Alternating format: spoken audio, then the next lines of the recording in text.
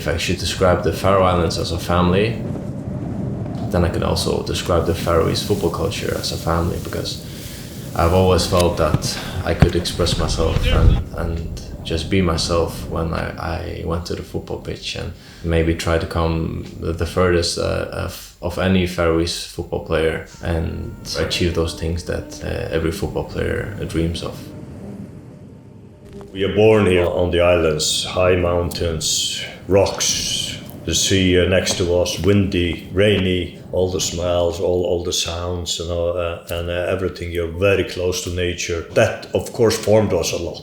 So the toughness is a big factor here. It's hard to describe, but it's very special to play in these surroundings, in the fjords and up in the mountains. In my opinion, there's no place like playing in the Faroe Islands. Everything is before and after the first international game against Austria. And we played our home game in Sweden because we have no grass pitch on the island.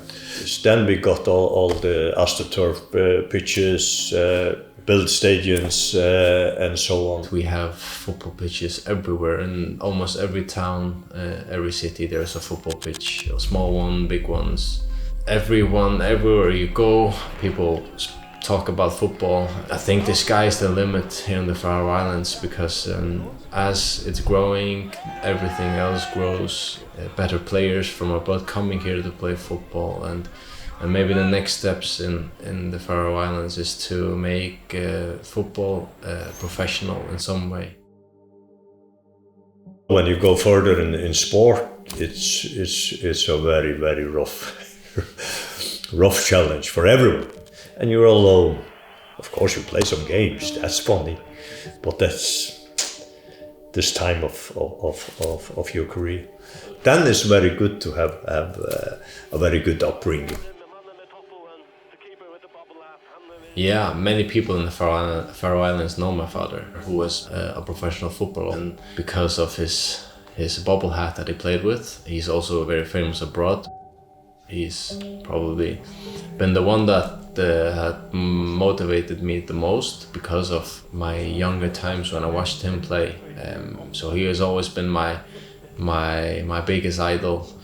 Yeah, he had the most influence on who I am today as a person, but also definitely as a footballer, because of his knowledge to the game and what it takes to become a professional football player. I've grown into becoming one of the best football players on the islands. That played in the second league in Denmark, and then we got promoted to the first league in Denmark. I switched to El Paso Locomotive in the USA, and after that NSU Runavik FC, and also the Faroese national team, to play on the highest level as possible. That's always been my dream, and I don't feel that it's the right time now to stop dreaming. My little self that was training that hard when he was 10 years old, dreaming of being a professional footballer, I feel I owe him to still try to become as good as possible and play on a high level as possible. I'm proud of him all day.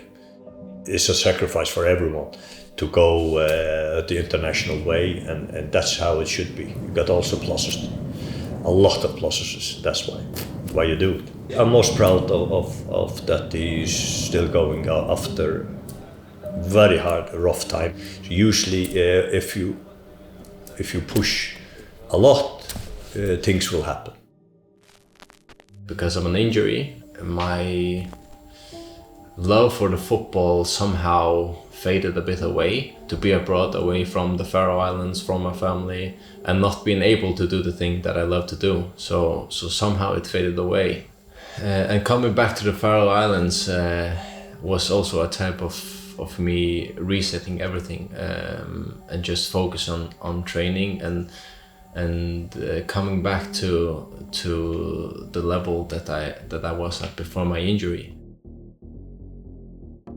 We train as much as Premier League teams or teams abroad that are fully professional. We have to work besides training because the funding here is not as good as to be playing football only. So I work at my father's factory, which is on the other side of the fjord here. Here I work as a manager in the packing part of the factory where we pack the fish. I work for 8 hours a day, maybe 9. And then I have to rush home to get half an hour with my family where we can eat dinner and have family time together before I go to training.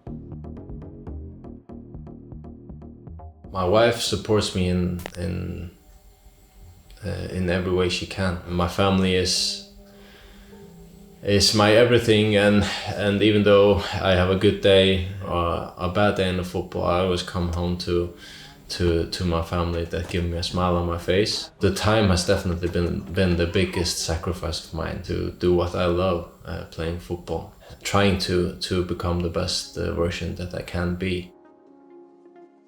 I love the story of the Faroese football, and I feel a little bit that I have been part of building it up as it is now. Definitely the first part of the journey. Now it's competitive on middle stage in Europe. So Faroe Islands is everything for me. This just shaped me as a person. I'm lucky to be from the Faroe Islands. Coming back to the Faroe Islands, it's probably the best place to have these sacrifices because of how beautiful the nature is playing and how good it feels just to be back home. This mixture of our family and this beautiful nature is making Faroe Islands like the rock in my life, where I always feel safe and where I always feel like I can come back to.